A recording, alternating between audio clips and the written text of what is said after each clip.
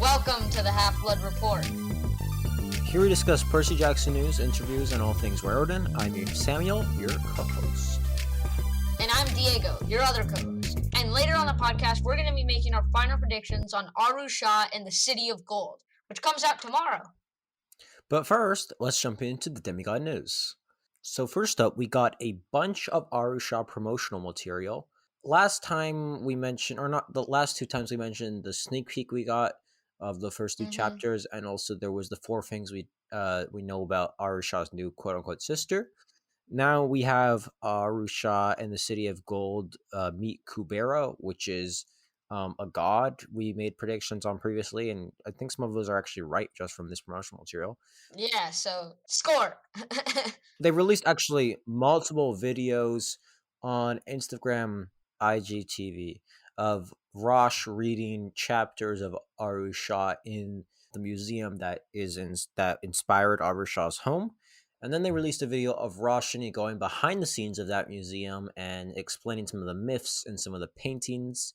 And it's a pretty cool video. I definitely recommend you check it out. Obviously, all these links are in the description. And finally, they kind of re-released or kind of released a reminder of all of the tour dates Rosh is going to be doing, virtual tour dates for Aru Shah, where you can hear her talk about the new book. And I also think she's doing an in-person book signing, which is going to be COVID safe, which you can learn more about on her website. Yeah, totally. And also, in Demigod news, something really exciting. We released a video with Rick Riordan in which he quizzes us on the Trials of Apollo series. And I'm not going to tell you who wins, so you're going to have to go check out the video to see who is the victor, who is the true genius, who has been confirmed once and for all to be the superior mastermind. From my excitement, I think you can already probably tell, but go watch it anyway. We had a lot of fun recording it, and I'm sure you all are gonna have a lot of fun watching it. In other news, moving on, Rick dropped an update blog. He mentions that he's recorded a video interview with Gracie Kim for the release of The Last Fallen Star. Which That is, he's I'm not going to say that Reed Riordan is listening to us because I don't know if that's true, but we have been saying for some time that we wish they would be doing these interviews as videos. So I see. Reed Riordan has been taking notes. I just said we weren't going to say they okay. Okay, my bad. Whether or not they've been taking our advice, I am happy that we're going to get back in those video interviews because those were really fun to have, even if they're not going to still be in-person ones. Also, very, very important thing, he led us into the decision that I think, I forget where he's mentioned it before, but that he was looking to learn more about Irish mythology at Harvard. But instead, when the Disney Plus adaptation was finally announced, he realized he would not have enough time to pursue the degree at Harvard for Irish mythology and would instead have to focus on the adaptation. So, in a sense, he chose the TV show over Harvard, which makes me even more confident that it'll be a fantastic TV show.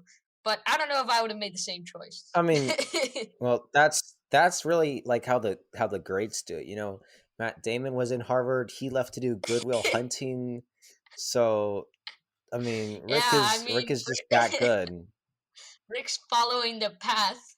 Next thing you know, we're gonna have some blockbusters with Rick Riordan as the Well, yeah, following Good Will Hunting, I think that does mean that Rick Riordan stars as Jason Bourne. I'm not sure how far this correlation can Riordan go. as Mason Bourne. No, Diego, that was a bad joke. I'm sorry. We should really thank Rick Riordan for choosing Harvard, or no, for not choosing Harvard and choosing to work on this great TV show. So yeah, thanks again to Rick Riordan for that. Yeah, another thing that he did mention is how he got into the Writers Guild of America, which was something that he never thought he would be doing. And the Writers Guild, for those of you who don't know, is kind of this organization for writers that are in the movie or Hollywood space. Yes. Also, cool to mention that there is a possibility of the Daughter of the Deep being made into an adaptation. I wonder if they're going to do a live action adaptation because Rick said like he first got his love for 20,000 Leagues Under the Sea through the animated Disney movie, and then of course he later read the book as an adult when he could understand what it all meant. Yeah, there's some words in there that I did not know before reading the book. So yeah, that's very cool. He also, of course, did his usual update for the Percy Jackson TV show, which is there isn't much to They update are on. not casting. I will say it again on our podcast just once more time. No casting. Don't send stuff to them. They are not casting. They are not looking to cast. They're not doing that. Honestly, So anyone who hasn't figured that out right now, how? has clearly not been listening to our podcast. But yeah, just to kind of reiterate that for the people who still don't know. Yeah, but I do think it's time to consult the Oracle. The section in which we look at the source mythology, I feel like I say that the same way every time. The section in which we look at the source mythology and promotional material to make predictions on a future Rick Riordan or Rick Riordan presents book. By the way, I am going to keep that clip of audio of you saying that you say it at the same time each time, just so people know like why you are speaking. Okay, that's fine. That's fine. And this week we chose to look at Aru Shah in the City of Gold, the upcoming addition to the Aru Shah series by Rashni Chakshi. Yep, we'll be breaking down the sneak peek that was dropped and the character highlights. And obviously, spoiler alert for the Aru Shah series and the new book sneak peek ahead. Spoiler. So, Diego, I did ask Return to Camp Half Blood, which I recommend you all check out, and they said we could steal the 30-second recap thing they do for when we discuss sneak peeks. So, I will set a 30-second timer, and during that time, you are going to try to summarize these sneak peeks. Okay, and starting it now. Starting when? We're 26 seconds. Oh, okay. Well, Aru wakes up, has no idea what's going on, sees Kara. Kara has an emotional reaction, tells her all about her adventures sitting in a cave with no sunlight. Aru says she's breaking out and leaving her behind. Kara tells her to take her with them. And Aru kind of fights back. Kara fights back. There's a bit of discussion, and Aru's finally like, well, if I'm going to get out of here, I guess I'm bringing you with me. Pretty good. Yeah, there was definitely a lot of turmoil. I would say one thing you did forget to mention is Yeah. how much this is such a different Aru from the first book, especially in the way she's interacting with Kara, where she's already sees the way they could get along and the jokes this person is making that she enjoys or the fun facts, and she's just like putting on a persona because because like of the betrayal in the last book, she's just so on guard. About everything. Yeah, I mean, Yeah, I would be too. like I'm just saying, Arusha from book one would pretty shortly be joking around with this person. Even Aru Shah from halfway through book three would be joking with this person. But yeah, no, I think definitely it's very interesting because you kind of see the cracks in her persona that she kind of puts on to make her seem tough and like she hates Kara or something when she's kind of just saying like, oh wow, what if she's this, like I should totally bring her along, like she would be so useful like in her head, and then like what she's saying is like, no, like I'm not taking you with me, right? And I feel like a lot of this chapter is kind of just setting the scene, showing like what the layer is, giving us some backstory on Kara. And I feel like obviously like Aru is kind of being the villain in this specific encounter in the sense that she's really being quite unreasonable that there's this person who's been stuck there, like trapped there forever, and just wants to see the outside world. And Aru's like, no, I'm leaving you. And even when she's convinced that the other person is good, Aru's like, well, I don't want you coming along with me. I was like, whoa, like, Aru, what's going on? That's not Aru Shah. Where's Aru Shah? And what have you done with her? Sort of stuff. It does make me think, like, it does reinforce my belief of our predictions previously, that this is like a more broken Aru that is being set up to join the Sleepers team by the end of the book. Especially in the way Definitely, definitely. that Kara mentions that the Sleeper said she's like going to be useful, or the Sleeper said she's a secret weapon. I think that Kara believes and Aru believes that if she escapes, she won't be the Sleeper's secret weapon. But I think there are two possibilities. Either the Sleeper really does like need Kara specifically for some sort of magical MacGuffin reason, but then Mm-hmm. like because she's the reincarnation of the sixth, not really technically a Pandava. But then I also think there's the possibility of Kara being a secret weapon because she wants to escape, and somehow when she joins the team, she'll like ruin it and make Aru, like, somehow by her joining the team, that'll play right into the hands of the Sleeper. And I'm not sure how that would work, but I think No, no, yeah. I yeah. think no, no. It definitely feels like this is, especially I think we'll know more when we see chapters 3 and 4 and the escape sequence. We'll know more about whether this prediction will come true. But it definitely feels as though it's too easy. If you want a captive to be captured, you don't leave her alone with the most inconsistent person in your entire layer who also happens to know how to break out, right? Like, that's not a recipe for keeping somebody, right? The way this is all set up is the Sleeper wants Aru to escape, and he wants her to take Kara with her, right? And I totally understand what you're saying. Kara is the secret weapon weapon, in the sense that she will break apart the team dynamic. She will cause discord and turn people against each other. And I definitely feel like, especially Minnie, I don't know why, but especially Minnie, I feel will have a very negative reaction to Kara, and this will kind of sow the seeds of discord between the team members and kind of frail that relationship even more. And the whole like Bryn, Aiden, Aru thing that's going on, kind of, sort of, not really, is definitely bound to make like Aru look at it in a way that like misunderstand that, and therefore kind of push even like the team members even more apart. And Kara's own experiences with the Sleeper might make Aru gravitate towards her more, since it's clearly seen from the past books that she has this want, this desire to know more about the Sleeper and know more about her own father. And this is all setting it up so that when the team comes under pressure, when these trials in Kubera's City of Gold, mentioned in the Kubera sneak peek, come into play, the stress will be too much. And when the moment comes down to it, when the Sleeper reaches out his hand and tells her that, you know, I'm your father, join the dark side, and together we're gonna rule the galaxy, like, it'll be enough that Aru will say yes. Hmm.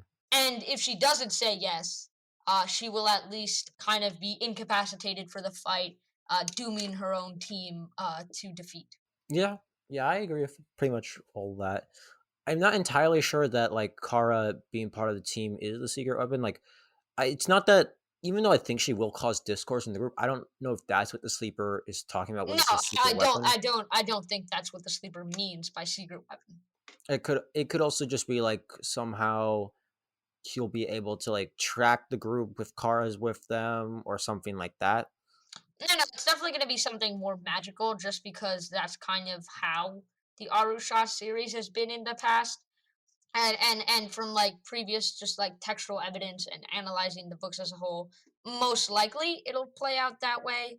Actually, the more I think about it, the less I'm sure about it, but I'm 90% sure like it won't be what he means by secret weapon, but it will definitely be his plan for this to happen as it does. We've kind of been forgetting to do these in the last couple oracles, but you want to give a likelihood scale on that? Oh yeah, we totally have. To that whole storyline that I kind of laid out there. I Sure. think we should kind of break it up. Maybe like Kara causing discord between Aru and Minnie because Minnie might feel like Aru and Kara are closer together since they're technically sisters. That's like a Well, Aru and Minnie are also technically sisters. So, yeah, they are, but we also know from the way that Minnie's character is oh, set up that she's very unsure of herself and her relationship to Aru, and we've seen her break down in the past. And with this introduction of Kara, who is biologically related to Aru, Aru's going to be spending a lot more time with Kara trying to understand her relationship to the sleeper. It'll definitely push her and Minnie apart because Minnie will feel jealousy because of it. Like that in itself, like that is probably like a 5 or 6 out of 10, just because I feel like that's something that Roshni's very likely to do. mhm. The whole like weird love triangle not really thing, like maybe seen out of perspective or out of context, like that's more like a 4 out of 10, 5 out of 10. That's not really likely, as likely, sorry. And the whole betrayal scene at the end and it being the sleeper's plan for Kara to escape, like that's like a 7 out of 10. That's extremely likely for that to be the case. Yeah, that makes sense. And then of course Aru's probably going to betray the group at the end of the book. Yeah, so overall these were some really good chapters and I'm excited that we can kind of get to know more about Kara, especially in the opening of this book. So, do you want to talk about the article we got for Kara? Yeah, sure thing. So the article we got for Kara, let me pull it up. Aru Shah's new sister. All So right. I also like that the thing is like four things we already know about Aru Shah's new sister, but then they only put three things. So then they're like, oh, so spoiler alert, but we're gonna tell you guys what her magic weapon is. So she has an enchanted trident, which is named Sunny, and that is pretty cool. Yeah, exactly. They they ran out of stuff to say about her, so they said something we actually did not know, or maybe the folks over at Reader Ireland didn't realize that we didn't know that. But No, yeah, they do know because they say, okay, this is a slight spoiler. I mean, I'm not like annoyed or anything. I think that I'm just not complaining. yeah, I think that's a cute thing. I don't know. But yeah, I think with the first reason, which is the first thing we know, is that there's no way she's a Pandava, right? And I think this calls forth like the whole discussion that was happening, or that but kind of the fact that she could be the sixth Pandava sibling, not really, who in Hindu Yeah, mythology. yeah, yeah. So basically, Kara is being set up to be the reincarnation of Karna, who is one of the major characters in the Mahabharata. yeah. Basically, the this character is kind of a spiritual son of the parents of the Pandavas, and so that kind of gives him semi right to like also be a Pandava. He's kind of considered a tragic hero. He fought against the Pandavas in the Mahabharata. Yeah, he also aimed to kill the third Pandava, Aru, Ar, or should I say Arjuna, but he actually dies in battle with Arjuna. But Ooh, mhm. ooh. So this could be like Kara's plotting to kill Aru and then decides to join them and reveals how the sleeper was Yeah, behind it yeah. all along. Maybe Kara's actually a secret agent, was placed there in order to assassinate Aru. But then at the last moment, or maybe she has like a sleeper protocol built into her brain with like some secret like brainwashing techniques. And then like when the moment comes that it's just like it's just her and Aru, and the sleeper like says the code word, and she just turns around and like draws her sword to like kill Aru, and then like at the last moment, uh, like Aru kills her, and it's like a whole thing, and then Aru like runs away with the sleeper, like distraught or something. No, no, I think the situation is more like halfway through the journey, like Kara reveals that she has been a spy all along. the whole group gets really mad. Aru protects her. Aru Yeah. defends her, and that causes discord in the group. I'm using the word to describe the quarreling going on, not to refer to the app. But with that, I think we should move on to the next Reed Riordan article. Okay, so we actually got some things right because we definitely talked about Kubera last time, and we definitely mentioned how he has a brother who has kind of taken control of his city from him, which is mentioned in this article. We also talked about how he has untold sum of riches and resources and a very powerful armory from the myths. Yeah, this article kind of talks a bit about giving a hint at the character's personality in the book, and also how he has this sort of story of being very rich, being overthrown by his brother, being like the leader of the city of gold before, and being this like tyrant of trials, which he's going to put Pandavas through throughout the book. Yeah, totally. His Lord of Style sort of thing that is pretty funny. Lord of Style. But the article says, don't let his appearances fool you. Kubera is boisterous enough to command the entire city of gold. He speaks in all caps. That's a hint that he speaks in all caps. Not sure how that's gonna play into the plot or the story. But I I think don't that's think pretty it is. I cool. think that's just the style. How do you? What do you mean? That's a hint. That's I think that's just like a stylistic thing that No, no, no, Rosh no, is no, no. trying to But look at God's personality. it's a prediction we can make. 10 out of 10 likelihood that he speaks in all caps. Oh, okay, okay. So Since the book's not out yet, so but I guess we can that's say not that. a prediction. That's something they tell us in the article. Well, whatever. He does possess a style envied across the other world. We can also kind of tell that from his little character portrait that he's got an eye patch and he's got like a whole gold getup to go along with him being the ruler of the city of gold. So it's totally super cool that we're finally getting to know a little bit more about him and to know that some of the predictions we made last Oracle episode are coming true. Yeah. Um. Then we also got this nice article called "Aru Shah and the City of Gold: Catching Up with Minnie and Bryn." I do think that this article was pretty interesting. Like just listing what, like just an update at what they've done throughout the books for those who have forgotten, like what they've been doing throughout the series, how they were helping Aru in each book. Which I actually think would be something cool that they did like for the other any other long running Required Presents series, which we don't really have. I guess like when they do Shadow Crosser, they could do like something for Ren. Or Throne of Sand. Oh yeah, Throne of Sand. Throne of Sand is the new. Is going to be the Shadow Crosser is the one that came out. I don't remember the Shadow title. Crosser, yeah, it's already out. I always get that confused. Sometimes I say like Storm Crosser or Shadow Runner. I always get those mixed up. But yeah, totally. Like all of these articles are giving us so much, but also like keeping it vague enough that we can't make that many more predictions. However, one thing that we can make predictions on, and that I did research, is something that a listener kindly reminded us Oh yeah, yeah, that definitely. we So, forgot. first off, we got to give a huge thank you to Anjana. She emailed us after we dropped our first predictions on Arusha 4. We'll definitely be reading her stuff in the mailbag. But she reminded us that when we interviewed Roshni for the release of Arusha 3, she told us that something interesting for Arusha 4 is going to be prairie dogs, which are going to be included in the story. And Anjana even told us that they're called Himalayan marmots, which really helped with our research. So yeah, thank you A for big if big shout out to them. yeah, and if you ever catch something that we're missing in like that we're like totally should be talking about in oracles, we always are doing multiple oracles for books, so you can always let us know. Yeah, send us a message or an email, Instagram or Twitter, and we will totally like read it. And if if it's something we totally forgot, we'll make sure to mention it the next time we do an oracle.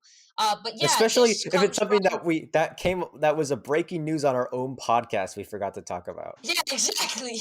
It was like super exciting news when we interviewed Roshni and we were like, oh, we but yeah, I think the way that Roshni mentioned it is the gold digging ant.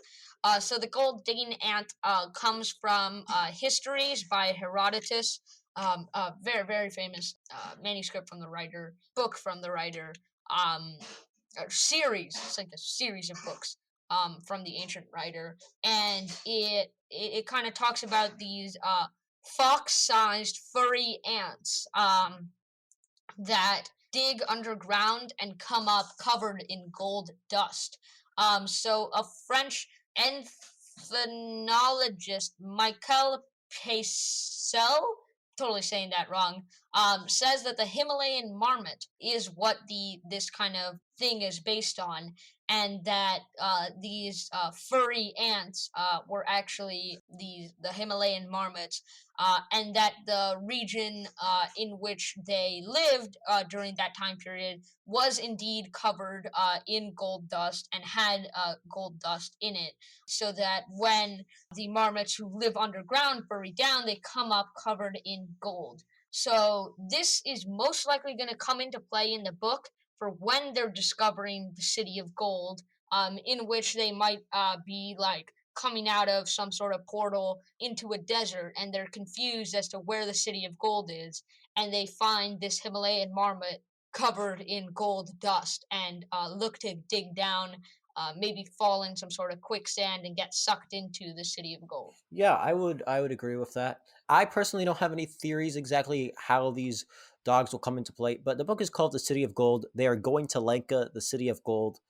So, I mean, dogs that dig up gold, I don't know how helpful they would be around there, but they're probably But yeah, I think based on everything that has come out that we've read and research that we've done on our own, these are probably our kind of final predictions on the book, kind of updating previous predictions. well, they would have to be our final predictions. The book comes out tomorrow, Diego. Yeah, or they are our final predictions. But if you have any final predictions, Samuel, hit us up with those. And if not, I'll drop my last crazy prediction because it is final predictions. Well, something I did forget to mention when we were talking about the Four Things article that you just reminded me of the discussions of portals is that the last lines say, so first, this is right after hyping up the trident named Sunny and Kara, and this is it's no match for Aru and Varja, right? What's that? She also knows how to open teleportation portals.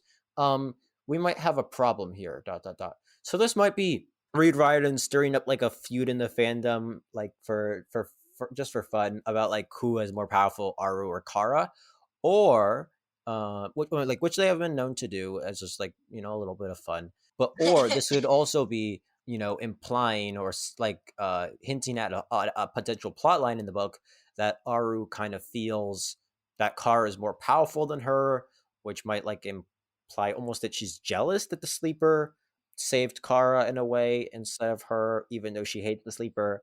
So I don't know anything really about that plot line or how it could exist, but I do think there is a possibility for Aru to be kind of jealous of Kara's power sets in the book.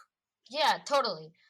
So with that, I'll drop my final super crazy prediction, which is that when the sleeper shows up to fight, he burns down the city of gold and melts it into a crown for his head to show that he is the true king of the Asuras. Is this based on like a thing that happens in mythology, or are you just saying this to go out there? I'm just saying this to go out there, literally based on zero information whatsoever. I think it'd be super cool. Maybe not the whole city, but if you Okay, just got so like a I super will powerful give that weapon, a 1 out of 10 likelihood scale. or like the rings off of Kubera's hand, and just like melted them and then wore it as a crown, that'd be super dope. Stop spreading bad theories. But with that, I think that's it for this episode of the Half Blood Report. Samuel, how can I contact this podcast? You can follow the show on Twitter at Half Report. You can also find us on Instagram at The Half Blood Report, or email the show at thehalfbloodreport@gmail.com. We also have a website, thehalfbloodreport.com. And please leave a review on Apple Podcasts. We read and respond to those on our seasonal mailbag episodes. And I would like to give a special thank you and shout out to our patrons. Currently supporting us, we have a Magnus, Chase, and Amanda. Yeah, a huge thank you to our patrons. They help keep our show going by paying for our hosting service and website. There are many special benefits you can get by becoming a patron at all the different tiers, and you can read more about them and consider joining at patreon.com/join/the Half-Blood Report, and that link is also in the description. Also, we dropped merch. Yes, if you have checked out our website in the past 24 hours, you'll see that we dropped some brand new merch with some awesome art done for us by @Mallow Mocha on Instagram. But yeah, go check out our shirts, buy some. We got a little promo going on, $3 off a t-shirt for a limited time.